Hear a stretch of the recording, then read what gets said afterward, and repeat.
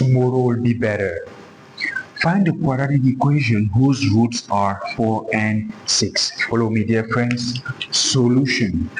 I know most of us are used to a certain shortcut according to which a quadratic equation is obtained from, let's use the variable t, from t squared minus st and then plus p equals 0. In this form or in this pattern, S here represents the sum of the roots and then P represents the product of the roots. Let me show you how this came all about.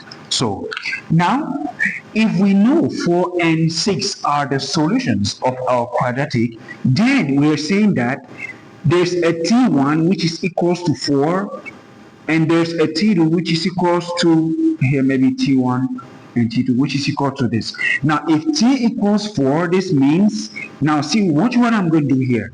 I bring 4 to the other side and it becomes negative 4, and then to the right I'm left with 0. And now I do the same thing here.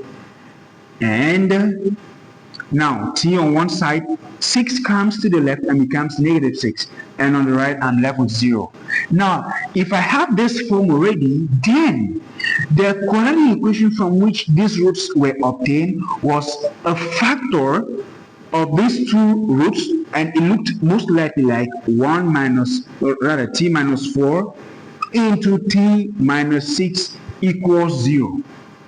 This is most likely to be the factored form of the quadratic equation from which these two roots have been obtained.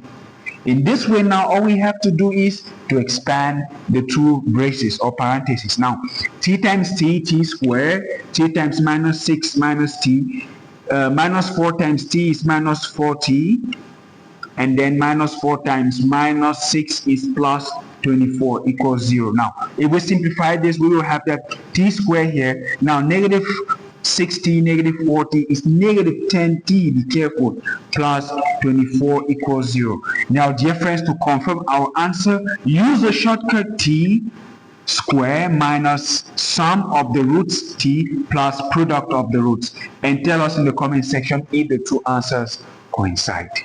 Tomorrow will be better.